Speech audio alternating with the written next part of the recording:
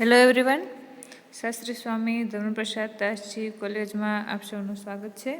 આજે આપણે compulsory English F5 BCom semester 1 કે જેમાં unit 2 the Black Boy written by Richard Wright તેના વિશે સમજવાના છીએ.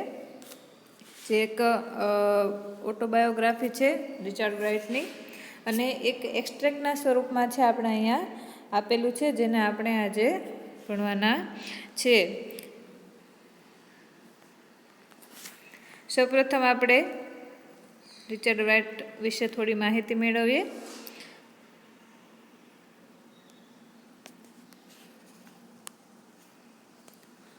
તો સૌપ્રથમ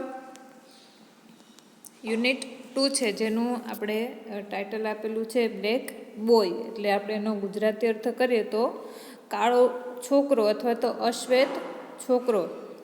જે એક એક્સ્ટ્રેક એટલે કે એક રિચાર્ડ રાઇટની એક આત્મકથા એટલે કે એક ઓટોબાયોગ્રાફી છે, આખી કૃતિ, જેમાંથી આપણે એક ભાગ અહીંયા છે આપણે આપેલો છે. તો સૌપ્રથમ આપણે તેમાં લેખક વિશે માહિતી મેળવીએ, જેમાં Richard Nathaniel Wright was born on September 4, 1908 and died in 1960 on November 28 at the age of 52.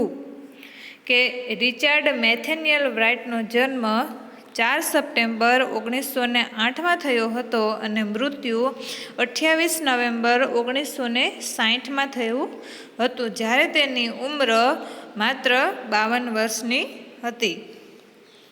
He was a novelist, poet, essayist and short story writer. તે એક નોવેલિસ્ટ એટલે કે નવલકથાકાર, પોએટ એટલે કે એક કવિ હતા, એસેઇસ્ટ નિબંધકાર અને એક ટૂંકી વાર્તાકાર હતા અથવા ટૂંકી વાર્તાના લેખક હતા.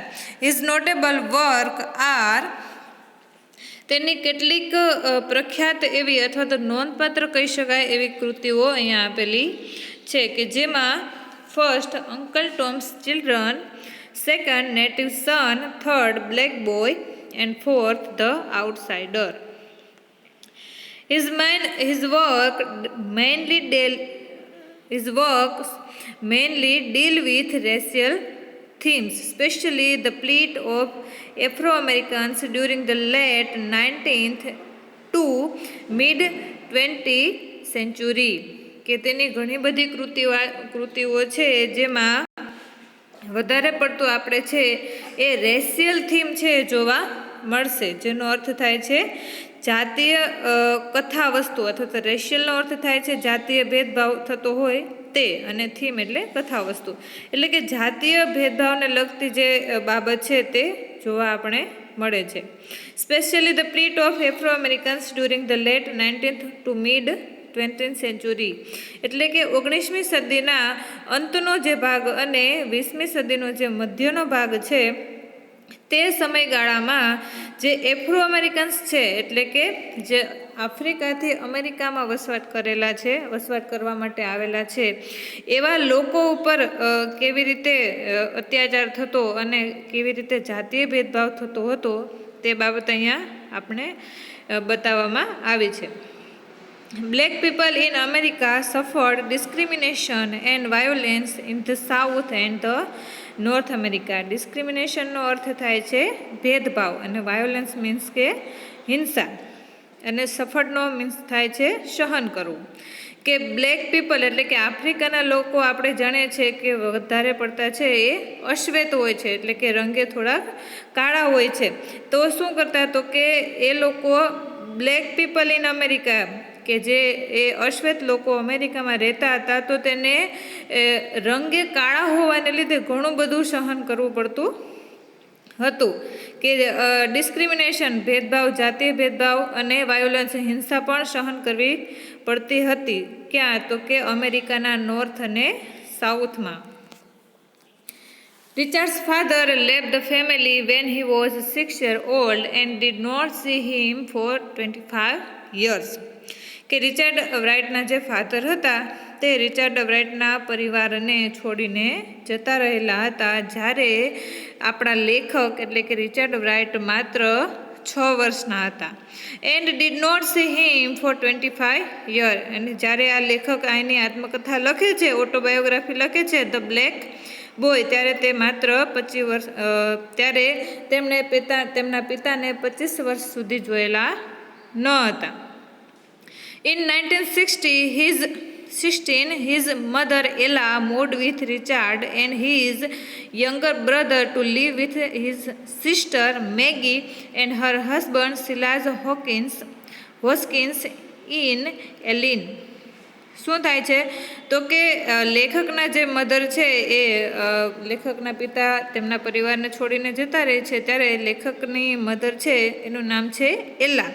તે શું કરે છે તો કે રિચાર્ડ રાઇટ અને તેના યંગર બ્રધર છે એટલે કે તેમનાથી નાના જે બ્રધર છે તેને લઈ અને તેમના સિસ્ટર એટલે કે એલાના જે સિસ્ટર છે મેગી અને તેના હસબન્ડ જેનું નામ છે સિલાઝ હોસ્કિન્સ એની સાથે રહેવા જતા રહે છે, જે એલિનમાં રહે છે. It was in the area of the Mississippi Delta and former cotton plantation. તે વિસ્તાર કયો છે તો કે મિસિસિપી ડેલ્ટામાં આવેલો એક વિસ્તાર છે, જ્યાં પહેલાં છે એ એક બગીચાનો વિસ્તાર હતો. કોટન પ્લેન્ટેશન મીન્સ કે બગીચાનો વિસ્તાર હતો. ત્યાં આ લેખક છે અને તેના મધર એલા અને તેનો યંગર બ્રધર છે ત્યાં રહેવા માટે જાય છે, જ્યાં એલાના સિસ્ટર રહે છે મેગી અને તેના husband Silas Hoskins. Richard Wright his first story the voodoo of Hell's half acre at the age of 15.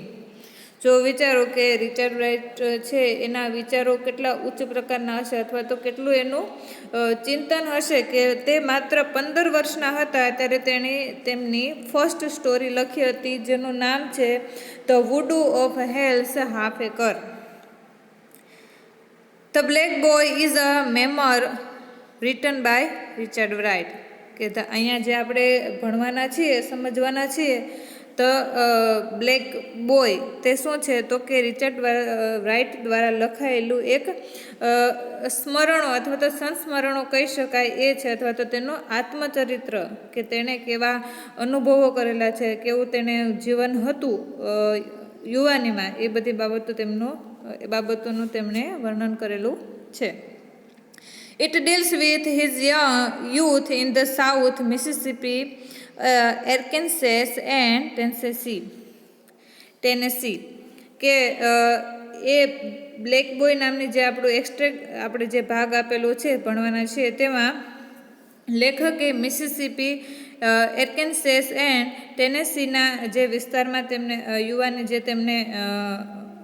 યુવાનીમાં તેમણે જે કાર્યો કરેલા છે અથવા તો તેમણે જે સહન કરેલું છે એના જે સંસ્મરણો છે એ બધી બાબતો તેમાં વર્ણવેલી છે. This extract describe how his mother taught him to stand up for himself and fight against racialism.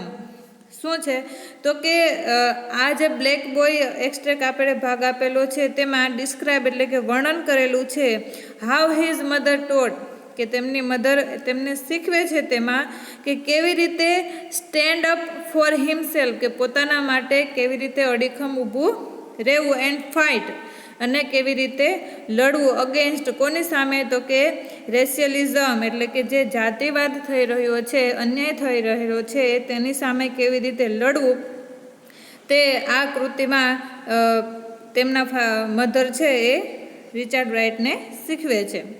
His mother sent him to buy grocery at grocery shop where the gang of white boy attacked him and snatched his money.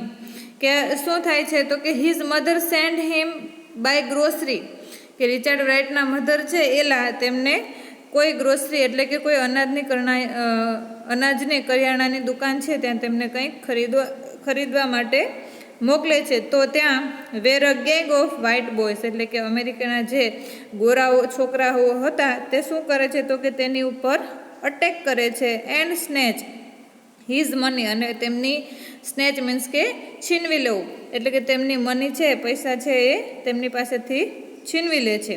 His mother send him again and something happen.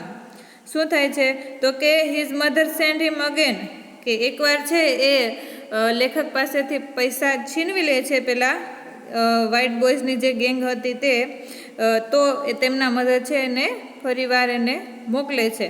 The something happen, અને કંઈક નવું જ બને છે. His mother send him third time with a stick and he beat the white hooligans who run away. શું થાય છે તો કે 3 વખત છે એ તેમના મધર તેમને ગ્રોસરી શોપમાં અનાજની જે કરિયાણાની દુકાન છે ત્યાં તેને મોકલે છે, અને his mother send him third time, ત્રીજી વાર મોકલે છે ત્યારે શું કરે તો કે એને હાથમાં એક સ્ટીક આપે છે, લાકડી આપે છે. And he beat the white hooligans means કે ગુંડાઓ અથવા તો મોવાલીઓ, અને તે સ્ટીકથી લેખક તે ગુંડાઓને મારે છે, જે વ્હાઇટ છોકરાઓની જે ગેંગ હતી, વ્હાઇટ બોયઝની જે ગેંગ હતી તેમને મારે છે, અને તેઓ રન્સ અવે એટલે કે ત્યાંથી ભાગી જાય છે. That night he won the right to the street of Memphis, અને એ દિવસે લેખકને તે મેમ્ફિસની સ્ટ્રીટ એટલે કે મેમ્ફિસની જે શેરી કે જ્યાં તેઓ રહેતા હતા ત્યારે તેમણે તેનો પોતાનો હક મેળવવો હોય એ રાતે એવું તેને અહેસાસ થાય છે. હવે આગળની જે આપણી સ્ટોરી છે એ આપણે નેક્સ્ટ પાર્ટમાં જોઈશું.